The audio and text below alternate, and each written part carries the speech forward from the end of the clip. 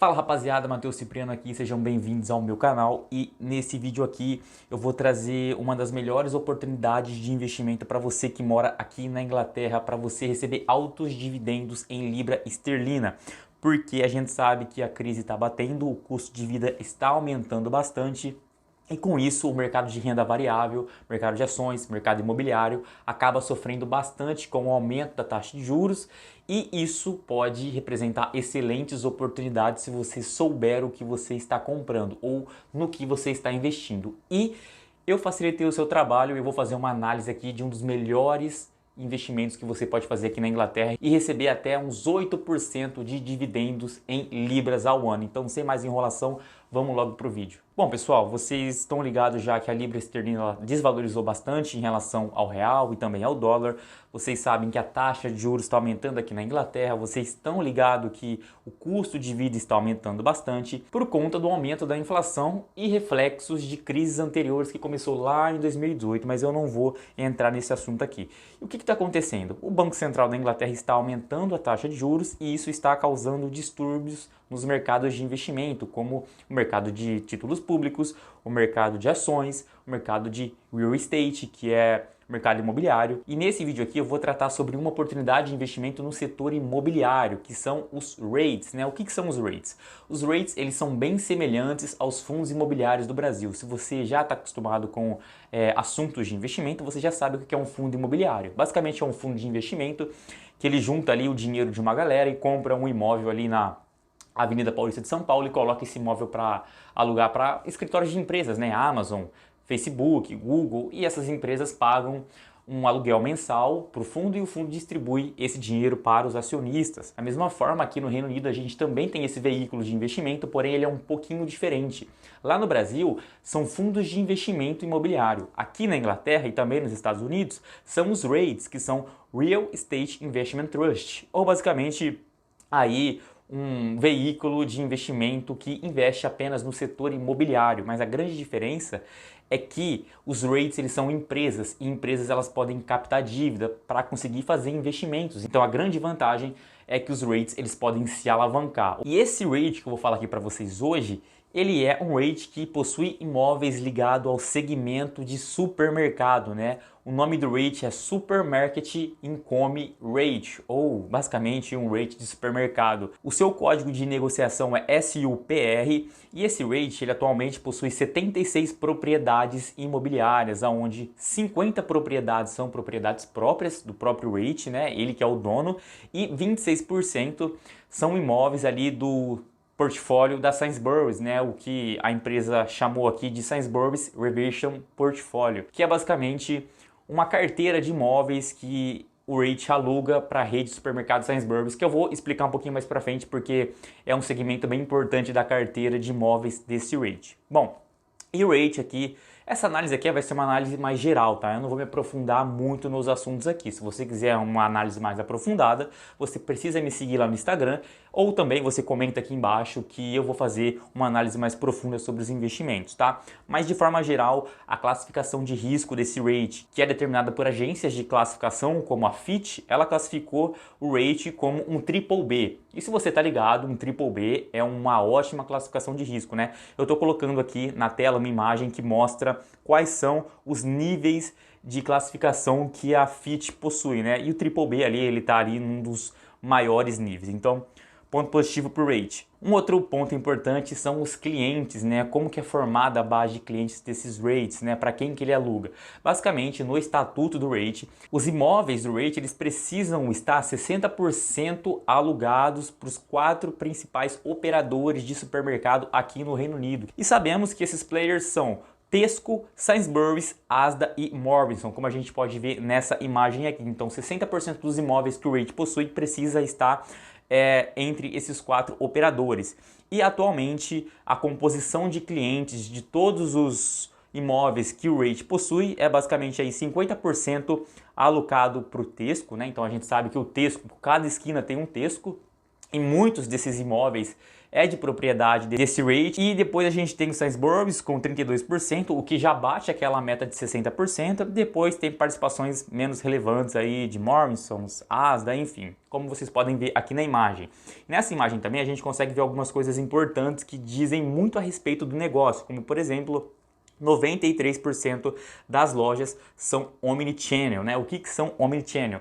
Basicamente, são aquelas redes de supermercado que ela atende o supermercado tradicional, onde o cliente vai e faz a compra, atende também click collect, onde o cara faz a compra por aplicativo ou pelo site, vai coletar no supermercado, ou home delivery, né? Onde você faz a compra. O segmento está crescendo bastante, isso pode significar uma tendência para outros países como o Brasil, então fica ligado que pode ser uma oportunidade de investimento, supermercado no Brasil. Basicamente, você faz a compra pelo aplicativo ou pelo site e o supermercado ele vai entregar para você. E aí, a empresa ela também tem outros imóveis, né, operando em outros segmentos, como por exemplo, ela aluga imóveis para Boots, né, para a rede de farmácia Boots e outros negócios, mas, segundo o estatuto, esse tipo de propriedade não pode exceder 20% dos imóveis totais do rate, né, em questão de valuation, em questão de ativos. Então, é um limite de 20% de imóveis não ligados a supermercado. Mas a gente vê aqui nessa imagem que basicamente é a composição, né, o quanto esse tipo de propriedade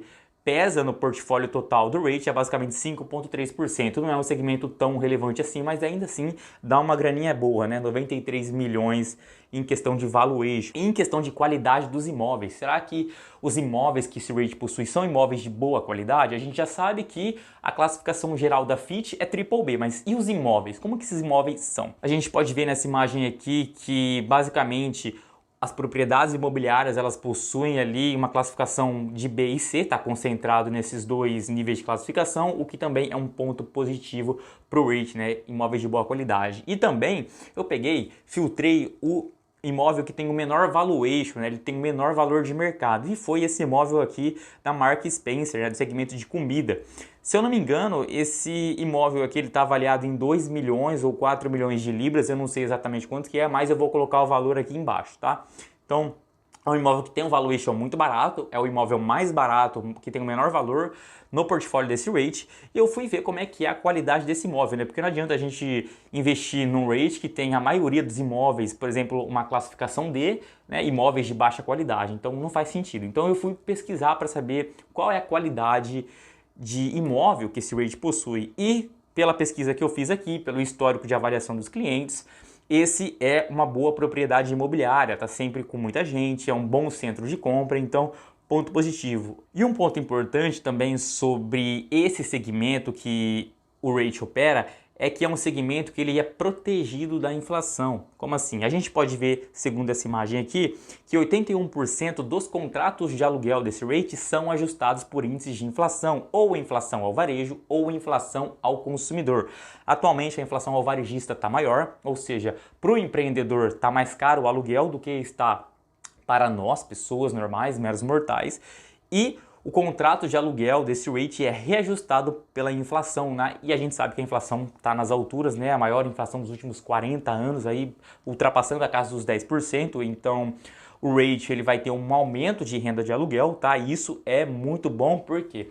Porque agora, juros subindo, mercado de renda variável despencando, existem inúmeras notícias que eu vou colocar aqui na tela falando sobre as projeções do mercado imobiliário, como por exemplo uma notícia aqui da Bloomberg falando que, segundo Barclays, o mercado imobiliário de residências pode cair até 22% no pior cenário, e no melhor cenário pode subir 10% em 2023. E aí tem outras projeções do NatWest, o pior cenário uma queda de 20%, o melhor cenário uma alta de 5%, enfim. Mas o quadro geral é que muitas das instituições financeiras, dos grandes bancos, né, os bancos que concedem empréstimo imobiliário, eles estão projetando que o mercado imobiliário ele vai ter uma queda significativa de até uns 30% nos próximos anos. Então o mercado vai se desvalorizar enquanto a renda de aluguel vai subir. Por quê? Porque o rate possui seus contratos reajustados por inflação, então a gente tem uma queda de valor no investimento, um aumento de renda. Isso faz com que o indicador de dividend yield, que é o dividendo que a gente recebe em relação ao investimento que a gente faz, ele aumente. Atualmente, o dividend yield desse rate está em 5,78% ao ano,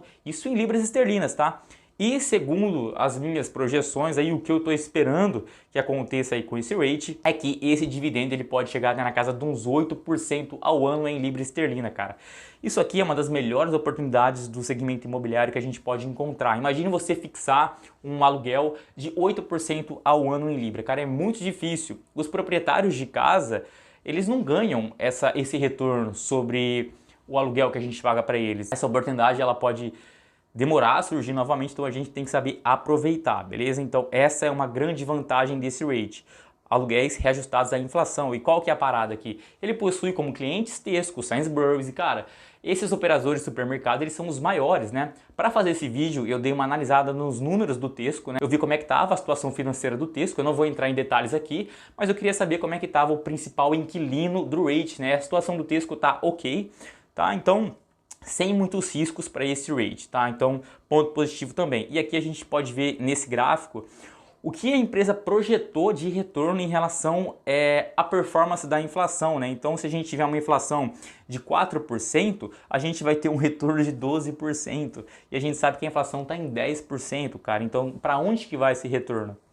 Para casa do chapéu. Então, eu acredito que a gente vai conseguir segurar um dividend cost, ou seja, um dividendo ao longo do tempo aí na casa nos 8% se a gente fizer o investimento hoje nesse rate, tá? Que basicamente está custando aí 1 libra e pouquinho, tá bem barato. Um outro ponto importante para a gente saber sobre esse rate é que para ele fazer um investimento no imóvel ele precisa seguir algumas regras, né? Uma dessas regras, ou as mais importantes, são: uma propriedade ela não pode exceder o valor de 20% dos ativos totais da empresa. Então, pô, se ela comprar um imóvel que represente mais do que 20% dos ativos totais da empresa, isso pode significar uma concentração muito grande de ativo, né? Um dinheiro imobilizado, um dinheiro investido muito grande.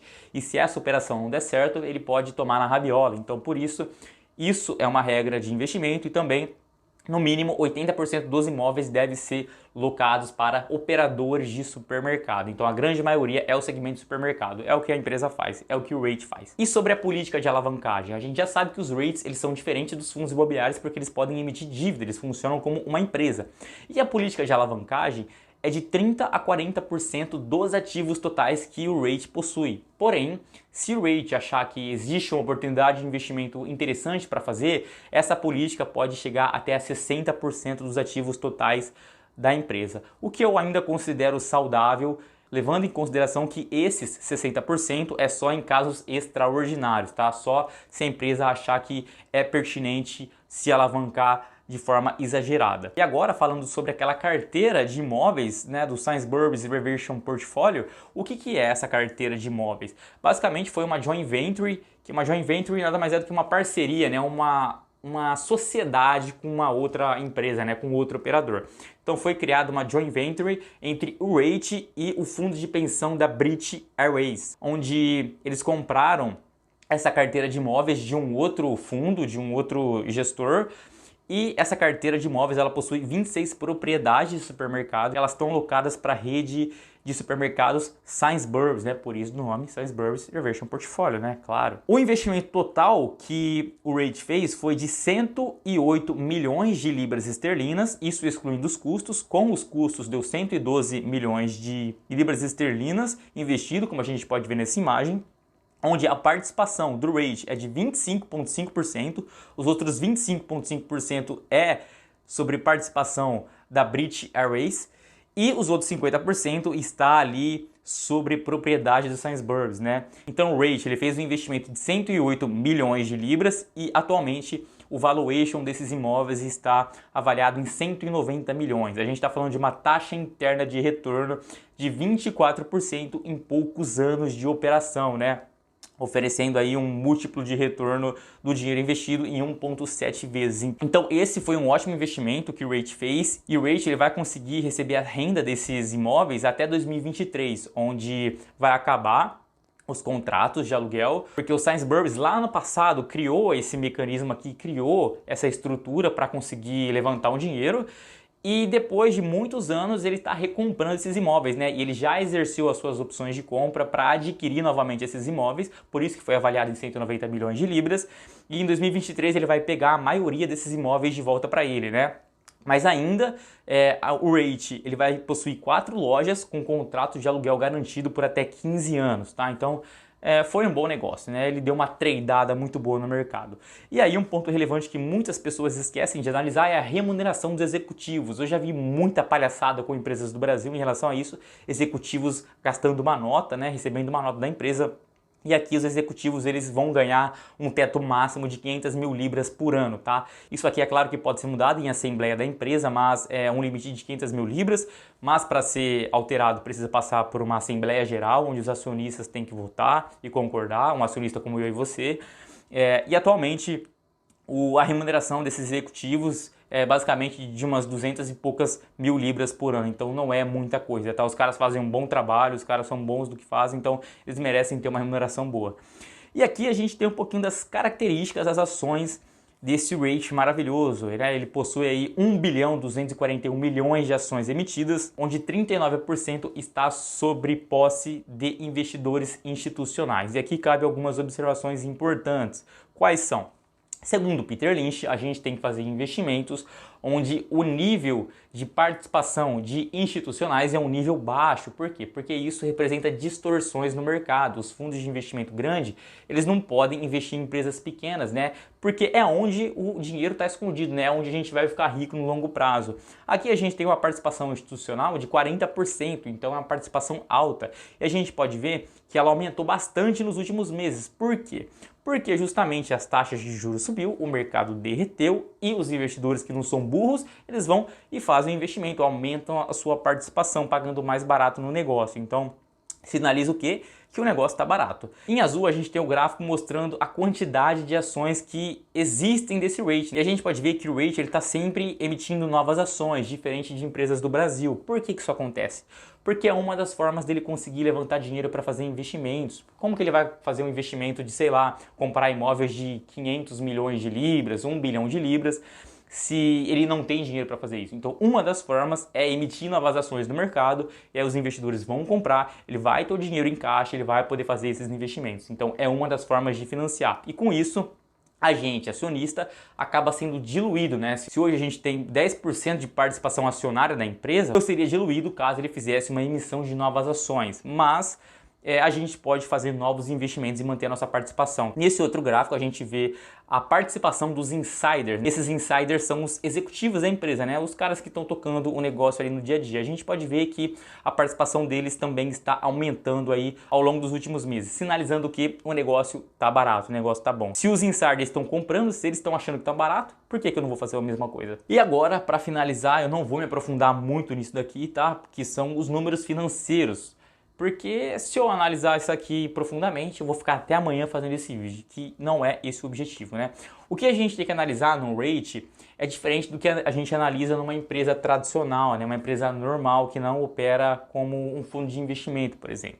A gente precisa analisar posição de caixa, o que está acontecendo? O caixa da empresa está aumentando, então ela está segurando mais dinheiro, provavelmente para fazer novos investimentos, então posição de caixa aumentando. A gente tem lá embaixo uma forma de medir quanto que a empresa possui de ativos, né, os ativos totais. Então a gente também está vendo que está aumentando. A gente tem aí ativos totais na ordem de 268 milhões de libras lá em 2018 para 1 bilhão e 800 milhões de libras em 2022. Então um crescimento bem expressivo. A gente tem aqui embaixo, nessa tabela que eu fiz, renda líquida de aluguel, né? Quanto que o Rate ele recebe de aluguel dessas propriedades que ele possui por ano. Então a gente chega aqui numa renda líquida de aluguel de 72 milhões de libras esterlinas por ano. É muita grana, meu irmão. Cabe lembrar que isso aqui não é o lucro líquido, tá? O lucro líquido é maior por conta de outras operações, mas o que importa pra gente é analisar o negócio que a empresa faz, né? Que é receber aluguéis. Então, ela recebeu 72 milhões de libras por ano nesse ano de 2022, o que representa CAGR de 5 anos de 51,95%, 52%. Então é um crescimento bem expressivo. A gente tem aqui esse EPRA EPS, que seria uma aproximação do lucro operacional desse segmento de real estate. A gente vê que também tem um CAGR de 9,2% nesses últimos 5 anos. Crescimento bem expressivo também, um dividendo pago por ação, que basicamente tem um CAGR de 1,55. Mas por que a renda de aluguel sobe infinitas vezes e o dividendo que eu recebo não sobe infinitas vezes também, porque eu já falei que a gente é diluído. O REIT, para conseguir se financiar, ele emite novas ações e isso causa uma diluição, então por isso que o dividendo ele não cresce na mesma proporção. A gente tem também esse EPRA Dividend Cover, que é o que? O quanto que o lucro operacional desse negócio ele consegue cobrir dos dividendos distribuídos. Então, na média, ele consegue pagar, né? Se esse indicador é acima de 1, ele consegue pagar somente o lucro operacional. Então, ponto positivo também. Esse EPRA Cost Ratio, né? Basicamente uma taxa de custo. O que seria isso? Seria quanto dos gastos gerais, os gastos operacionais do negócio, eles possuem impacto na renda bruta de aluguel. Então, basicamente, a gente saiu de um patamar de 20% para 16%. Então, uma queda, ponto positivo também. E também tem outros indicadores aqui que eu não vou me aprofundar, beleza? E só para finalizar esse vídeo, a gente tem aqui uma posição de caixa operacional aumentando, saiu de 42 milhões em 2021 para 63 milhões, um aumento de caixa operacional bem expressivo.